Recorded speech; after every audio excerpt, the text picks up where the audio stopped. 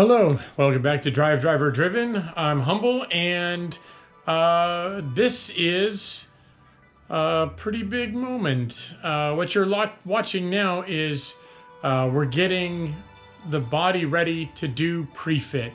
Now, the chassis is not really ready yet. We still got some cleanup work and a few things to do, but the next big step in our rebuild is to pre-fit the body to the chassis and then sort of tweak things, set our body gap, set our door fitment, set our rear, front and rear clamshell body gaps and mounting and all of that stuff.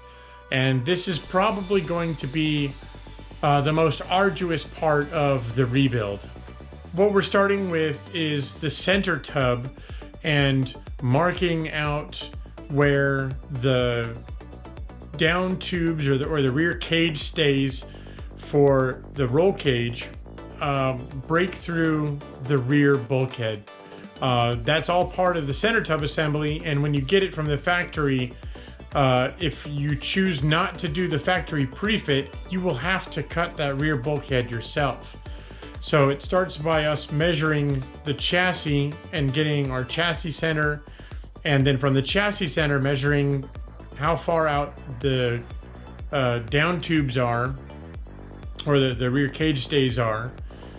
And once we know that distance, we can transfer those measurements onto the center tub, again starting at our center and working out. And then the big moment, which is to finally cut that rear center out of the center tub itself. Next up is fitting the side pods on the chassis. These aren't really set in any particular depth or anything just yet.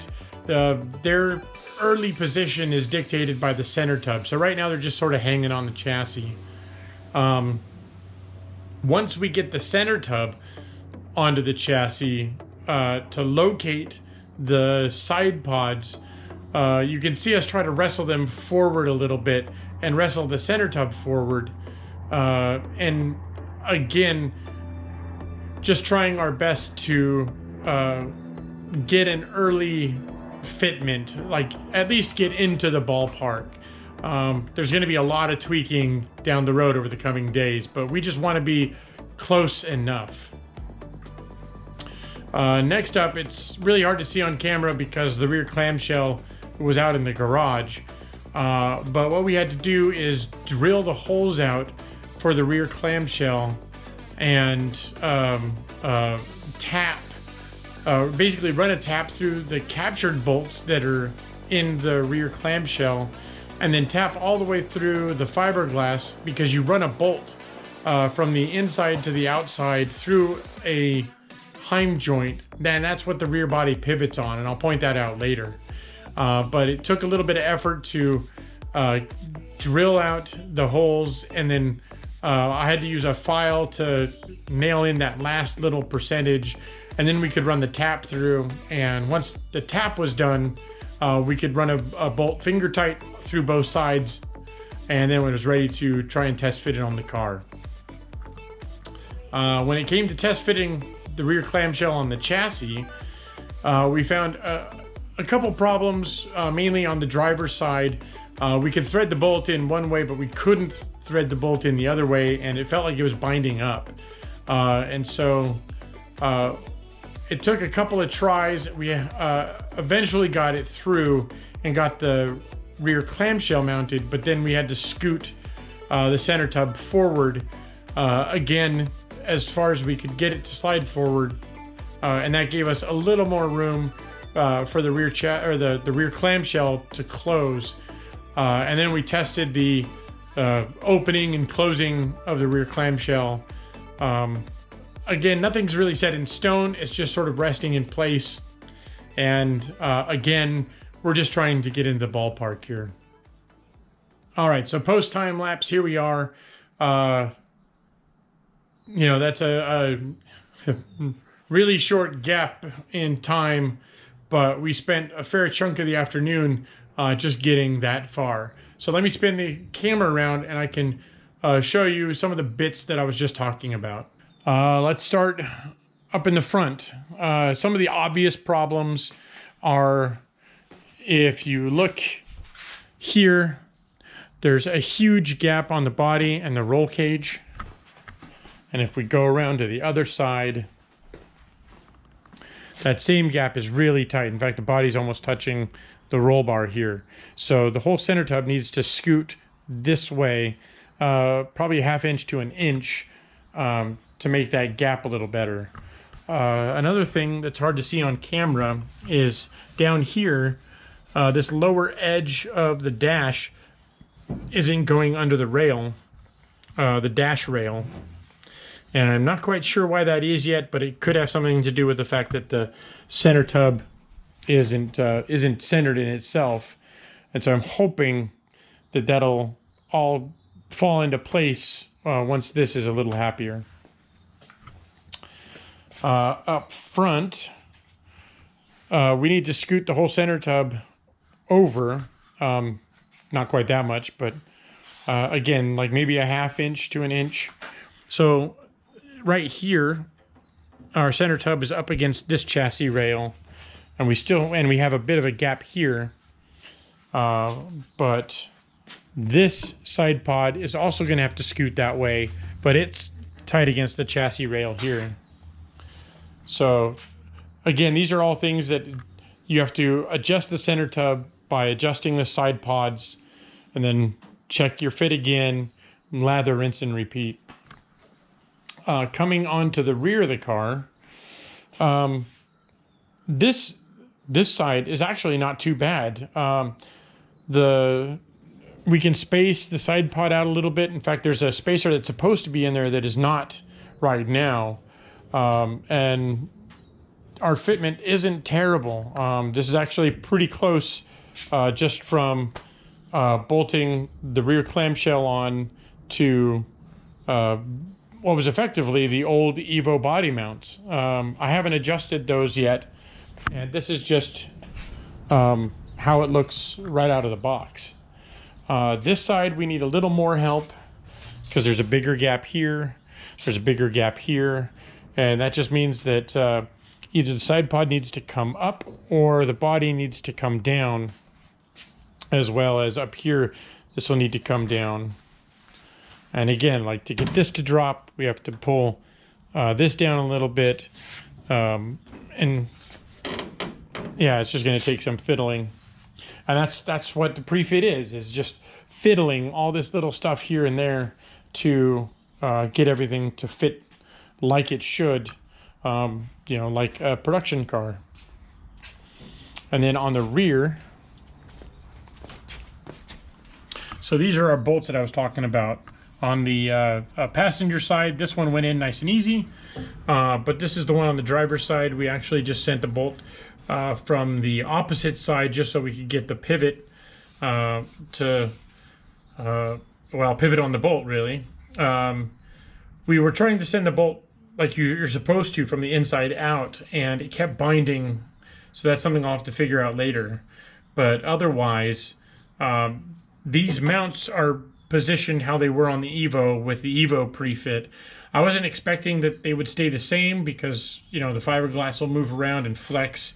It'll breathe a little bit as it cures and, as it sits on the ground, etc. So I was always expecting to have to shift these mounts around if needed. But yeah, there's an early look at the back of the car. Not too shabby. It fit quite a bit better for stab than I was expecting. Got a nice closure here. Everything fits well.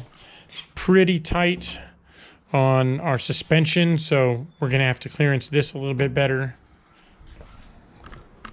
Right now the suspension has the ride height bars in, so these will only come up a little bit more, so we're going to have to just trim this a little bit farther in. Yeah, pretty good fitment there.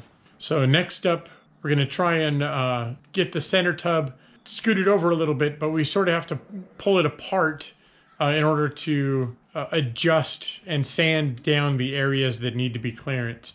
All right, so I've quickly marked out some areas that need to be clearanced I wanted to show you. First of all, these are my sort of chassis lines. They're just an arbitrary line that's 50 millimeters inset from the outside of our suspension bolt here. And there's like that on, it's like that on either side. And that's to help kind of line up this flange on each side. I've marked with a silver Sharpie here. I need to trim back a little bit so that the whole nose can come forward just a hair, or at least the center tub. If you look down here, I've marked on the side pod as the side pod needs to come in just a little bit so that the center tub can come in just a little bit. So we'll have to clearance down here too. Likewise, on the other side, another spot is here where it fits over the roll bar. We'll have to bring that in a little bit. And then here I noticed that it actually had to come back quite a bit, maybe a ½ inch or so, just to bring the whole canopy forward, or the center tub forward. I'm going to take care of those really quick, and then we'll pop the body down and see how that looks.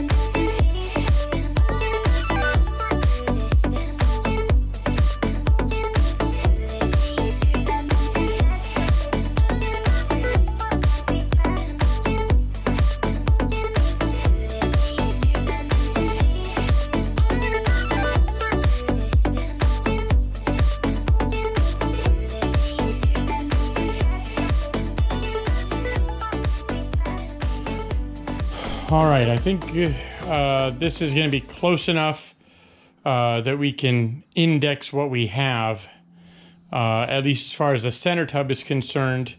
I think I can lock down the nose now. But let me show you what I did, or the results of all of that.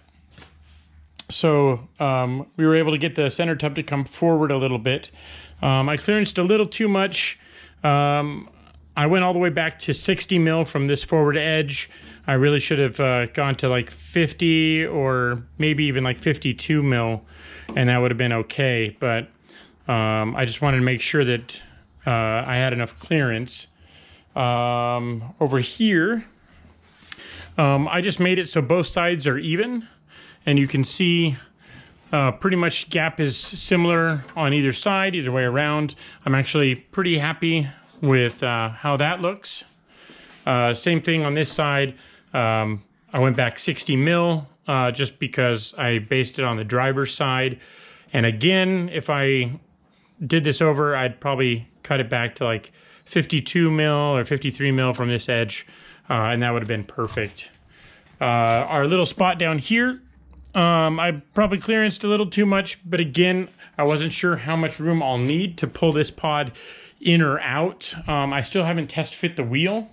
Well, we may or may not be done with that down there, but our fitment up here is good at least. Center tub wise, I'm noticing a bias towards the passenger side. So again, we have more of a gap here.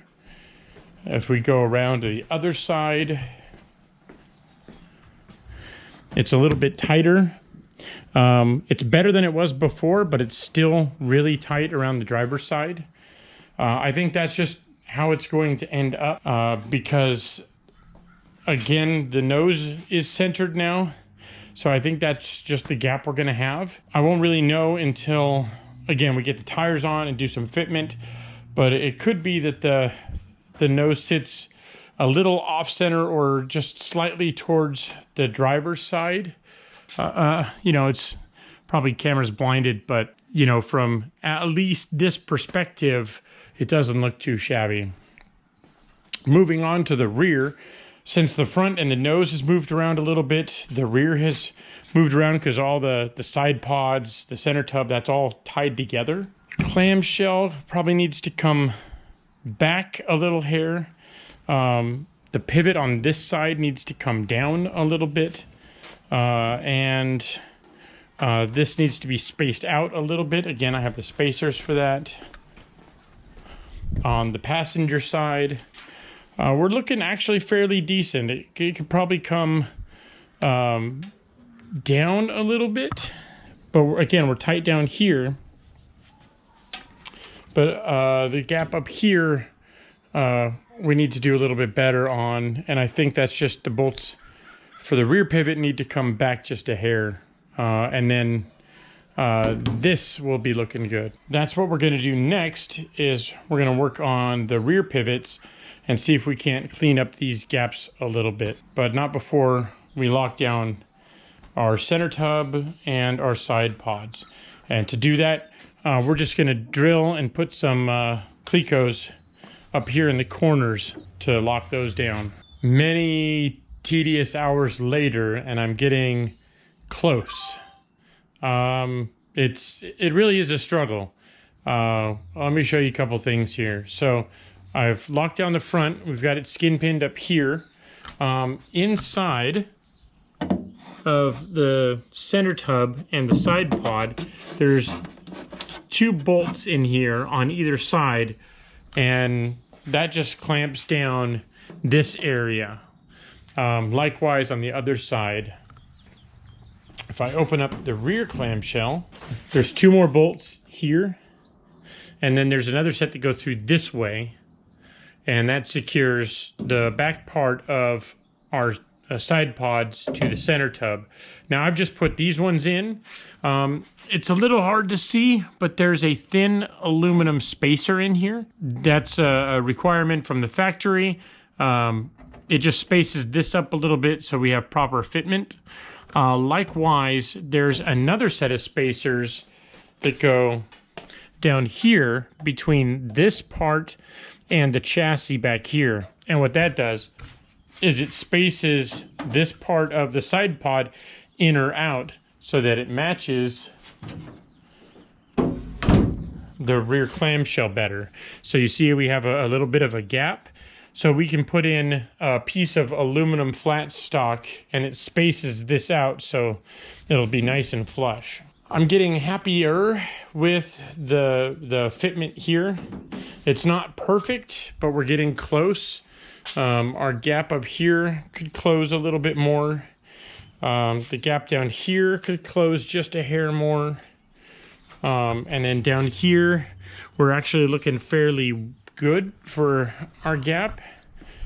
But on this side, it's still sitting way too high. So like up here, it's just not coming down enough. And over here, like again, we'll have to have a aluminum spacer to bring the side pod out a little bit. I'll bring this out a little bit, but it's not closing all the way. Sort of a high rub area is right here, and then likewise right here inside the gas filler area.